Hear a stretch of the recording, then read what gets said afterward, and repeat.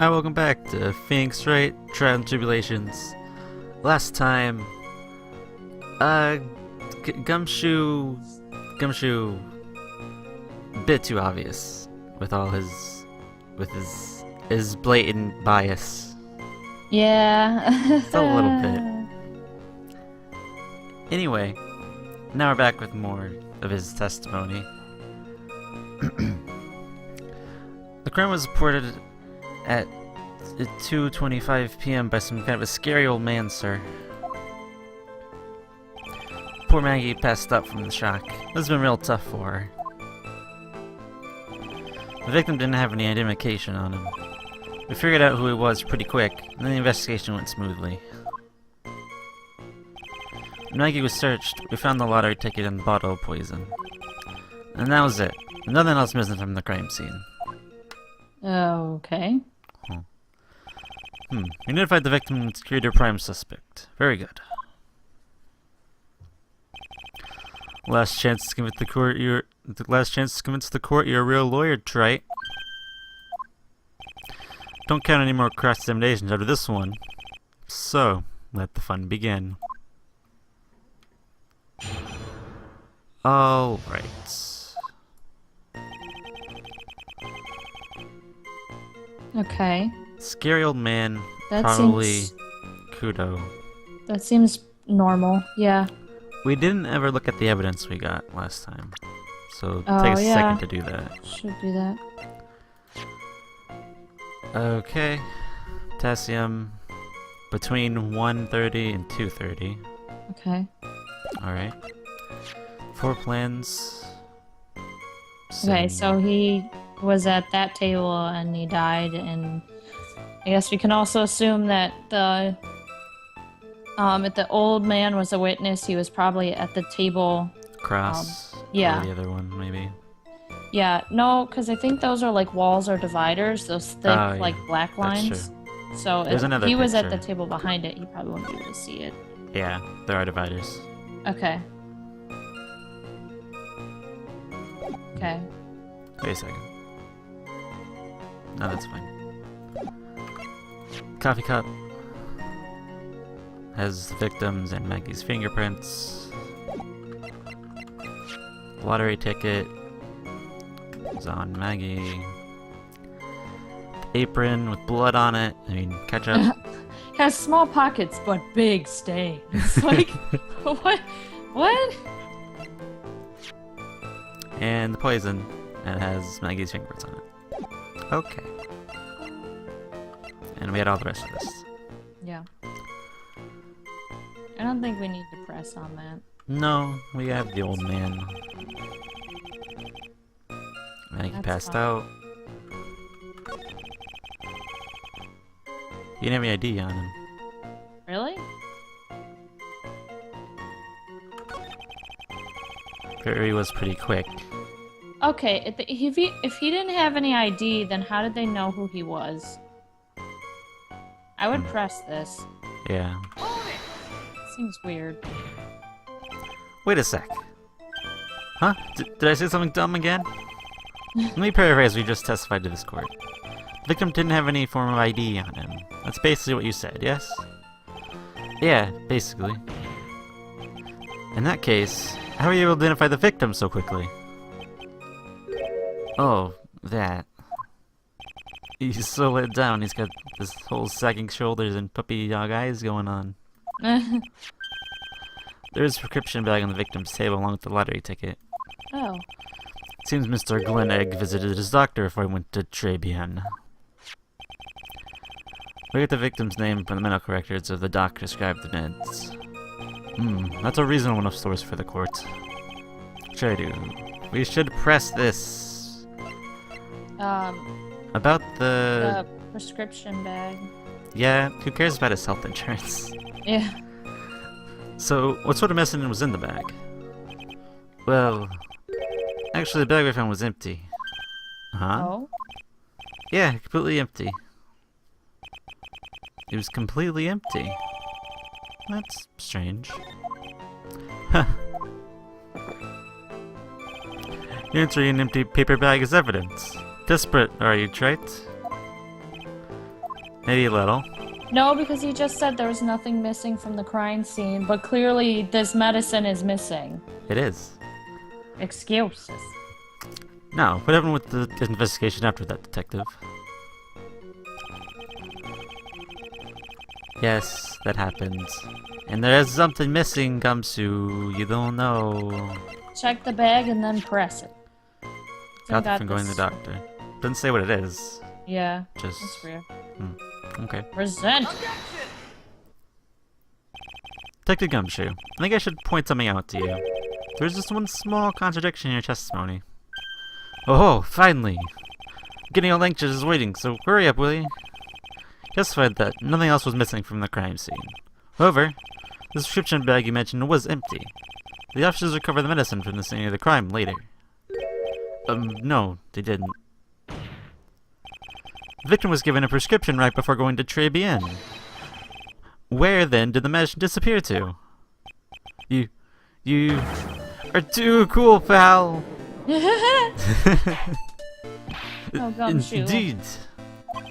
Shooting No. due consideration wasn't given to the victim's prescription in the previous trial. Witness, what always overlooks such vital pieces of evidence? I guess it's the most careless thing I've done so far, huh? The victim was killed by poison. The victim's medicine mysteriously disappeared. The victim's own prescription could have been the lethal poison itself. Order! Order! Well, Mr. Godo, what do you have to say to that? Huh. That's all. What? Read for the court the name of the clinic on the prescription bag, if you will. What's the clinic's name got to do with anything? New Year Old Clinic. I have no idea how to say that. Odolith. I. Odolithargin. Logical? Yeah, what? Odolary. It's about ears. It's an ear clinic. What kind of illness was the victim suffering from, Mr. Godo? Is that 3? Or 4? Hardly an illness, Your Honor. 3. More like a bitter war wound, you could say. A war wound. The day before the incident, Mr. Egg found himself in a fight. He took a blow to the side of the head and ruptured his eardrum. He ruptured his eardrum?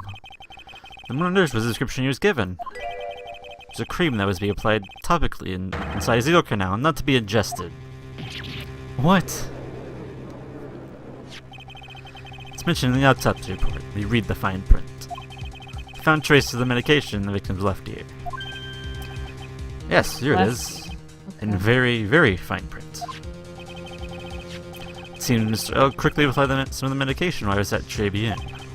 Therefore, it would have been absurd to believe he would have eaten his medication. His medication is irrelevant to the case after all. No. Nick! If you don't think of something quick, it'll all be over. She's right. If I can't get away with only any weak-old objection, what should I do? Push it! Push it! To the limit. Push Only it to the moments limit. ago, Mr. Godo made the following statement. It seems Mr. Egg correctly applied some of his medication while he was at Tribune. If that's the case, why was the medicine not found at the scene of the crime? But the medicine in question was for topical use inside the ear canal. So what? Where the fuck was it? That doesn't change the fact that it couldn't be found at the crime scene. Her and Smithing made seem it's a lawyer's duty to pursue the truth. Objection! You know as well as I do, the medication is irrelevant. No, it's not. It hardly seems likely that a prescription drug would contain potassium cyanide. Hardly seems likely that coffee the waitress served would contain it either. But it did. Possibility is undeniable. That's enough. Mr. Godo, the detective is the only witness the prosecution wishes to call. Mr. Godo? I've got my own witness I'd like to call, sir. It's the old man who was there in the restaurant on the day of the murder. Victor Kudo, the pigeon hater. Very well. The matter of the disappearing medication seems little more than trivial at best. However, wasn't explored in the previous trial. That is something that bothers me. Yay, good job, Nick. What is that? It's the audience. It's another trial. That's what it is. Okay. Alright. The court will adjourn for a 10-minute recess, after which we will hear the prosecution's next witness. Huh. I suppose this means I'll just have to finish you off in my last 6 cups. Wait, what? How did we get to 11? I don't know. Okay. The court's adjourned for recess. I don't know. I mean, did he drink those 7 things. cups before we started court? Like, Maybe. what? I don't know. January 7th, 11:03 a.m. District Court, Defendant Lobby number 1. Phew, that was close. Tell me about it. I nearly died in there. That's my line, sir. No, it's my line. I think I really did die a little bit. Looks like we all nearly died in there. I can't believe Detective Gumshoe. How could he betray us like that? Huh? What? I mean, He said he'd help me. But he totally set me up. he was trying his best. I don't think he meant to do that, Maggie. He was backed into a corner. I mean, the guy's gotta do his job, right? It's okay. I know all about lies and betrayal. I've had them my whole life. But it really hurt this time. It felt like someone punched me hard in the stomach. I hate that guy. I don't ever want to see him again. Poor Gumshoe. No! My OTP. My ship. No, it's sinking. So the next witness is going to be the old guy from the park, right? Yeah, Mr. Kudo. Lover of waitress outfits and projectile seeds. I bet he's going to be really stubborn. I mean, he's pretty set in his ways, you know. There's also dogs in court, too. Yeah, he has a big old grouch. Are you going to be able to handle him, Nick? Yeah, I can dig wherever he throws at me. Even those never-ending bird seeds.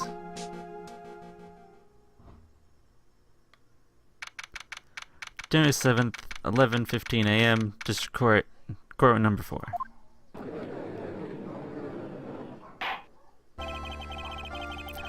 Court now reconvened for the trial of Maggie Bird.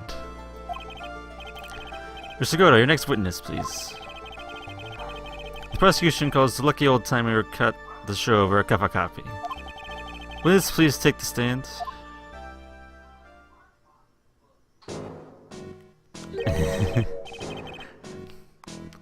Name and occupation, if you don't mind. My name's Victor Kudo, born and bred in the land of the rising sun. Honor and duty what make me. Mind you, I can be quite emotional at times too. We don't need to hear about that, Mr. Kudo. Just tell the court your occupation. My occupation? Kah, listen, youngin. How do you... what? Hold on. How much do you think... How much call do you think there is for kimono embroidery here? Oh, okay, I see. Oh, whatever, you read it. It was read. Kimono embroidery? This is what I do, or did, back in Japan. I embroidered family crests on kimonos. Oh. My ancestors were embroidering kimonos for this country even existed. Wow, a real craftsman. They're a dying breed. Hey, maybe we could embroider my costume sometime. Anyway, like I said, there's not Get much the demand for that Manakama, kind like, of thing embroidered here. right on the back of it. Good. They look nice. So let's take a job working as a calculator for a burger joint, pretending to smile. The burger joint would have been better off putting him in the kitchen. Now then, witness, were you in the restaurant at the time of the incident? Oh yes, I was eating some seeds over a cup of cappuccino. Seeds? What do you think these are? I see. So you saw everything that happened, Gramps. Did I? Oh yes! Oh yes I did, I saw it all! Then please, tell the courts. We're all ears. Sure. I'll tell you. I'll tell you every last detail. He's really getting into this. I don't know if that picked up, but someone's dog out in the hallway just went, oh!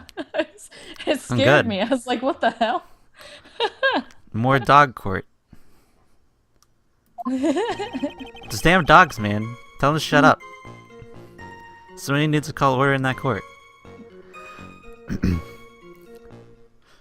Young man is reading the sports paper. The servant girl brought him a Javachino, but she put something in it.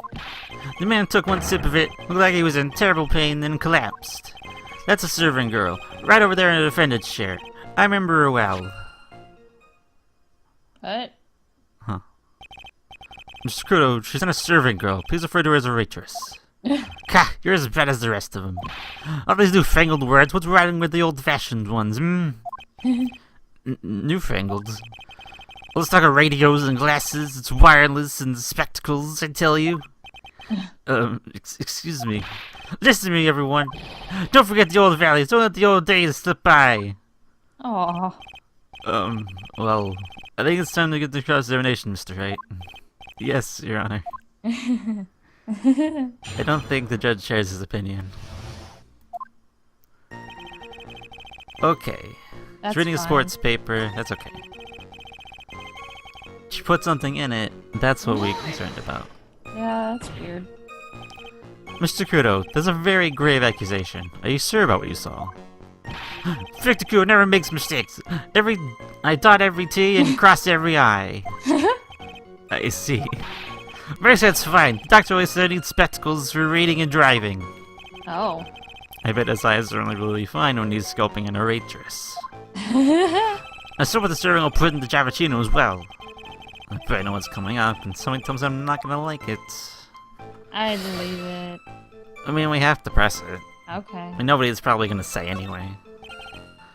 Your Honor, we need more clarification on what was put in the victim's coffee. I'd like to ask that the waitress... Witness. The witness. I said... yeah. You said I'd like to witness. ask that the witness add what he knows about this to his testimony. Oh. Do we need this added to the testimony, though? Well, we're getting it. I agree. Witness, will you enlighten us, please? Sure. There's no question about it. Sure, there's some white powder in there. Okay. That's not helpful. Yeah, that's not great. That could be poison, that could be sugar, that could be flour. Like, I don't know why anyone would put flour in coffee, but it could be. I don't know. I mean...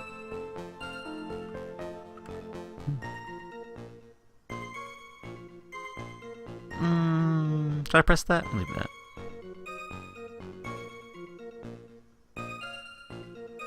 Press leave. I wouldn't press it. I didn't really see the point in asking, honestly. Okay. Took a sip of it. Okay, this I'm concerned about. Yeah, considering... I would say, I mean, this isn't always the case, but considering the preview they showed, she had her back turned. Press this. Oh, yeah, that's true. You said, I remember her well, in reference to the waitress. Did she have any particular features that you can identify her by? Particular features? Jesus Christ, that's what it is. Sorry? You can see all the way up to her, you know, she's practically naked in that uniform. What? So the particular feature you recognize the waitress is her outfit. But anyone could wear such a uniform, even me. Oh. I mean, Let Phoenix, the fan art begin. what you do in your spare time is, Mr. Wright, please spare the court any further mental anguish from that image. Don't get all excited, Nick. You've got to keep yourself together. I guess I got a bit carried away. There are things I recognize better too. He's pretty sure of himself. What should I do? Press. Press it. Sure, you saw a waitress take coffee over to the victim. But what matters is whether the witch was Maggie Bird or not. Quite right. Mr. Kudo, these are the features you recognize about the defendant. I'd like you to add them to your testimony. Sure. The other thing I like is that, you know, he was saying, oh, in their outfits you can see all the way up to her, you know. And it's just like, but when you look at his silhouette from the back, he's literally, like, that blue shirt is the only thing that he's wearing, and then he's got on, like, what looks like black tights. Like, he's really one to talk. I Not don't even know. wearing, like, shorts. I mean, if he is, they're I mean, he really might. small. I mean, nobody has... Like, short shorts. Yeah, something. Okay. There's a ribbon in her hair, and her straps are loose. Okay. Press it. Yeah, we don't... Sure, I'll press it. We don't have a picture of Maggie, for some reason. We do have a picture of Maggie. Do we? Yeah, we Of do. her, specifically? No, I meant Of like... Maggie? I meant like if her fainted. But I don't think we have that. That was just shown. There's, you can see the ribbon in her hair, like, when she talks, but I don't know about the shoulder straps. Oh, yeah, that's true. But, I mean, then that would imply that he saw her from the back. The ribbon is in her hair on That's the true. back. That is true. Yeah. You do some several details about her appearance. What about the most crucial detail of all? Her face. As if I wouldn't remember that. Witness noticed the straps in the accused's apron. He's unlikely to make a mistake about her face. That's right, I can tell you the cover ribbon in her hair is red. So you see, there's nothing wrong with the witness's eyesight. There's no doubt he remembers the waitress pretty well. Sure I do. Something more to this somehow. Press it again. Uh, ask right back. I guess. The identifying features you described are all things you would see from the back. So what? Is it possible that Oh. you never saw the waitress from the front at all? Objection! He's got you there, Gramps. What was the point of objecting for that? I don't know. That was weird. People don't He like talk could about... have just said hold it, but I mean, I don't think he ever says hold it, so they No. were like, objection. Nobody has... Sure. No one has hold its or takes that. They just have objections and that's it. Yeah. People don't want to talk about facial features when they're asked to describe someone. This witness testimony is nothing but straps and ribbons. Haha. This is harassment. I tell you I'm not with straps or ribbons. I'm just telling you what I saw. Mr. Kudo, the court requests you add any details about any identifying features. Features you observed from the front, that is, to your testimony. Sure. That old man's testimony is getting longer and longer. It is. I can't find a hole in it soon. I'm gonna get even longer, I bet. Ah!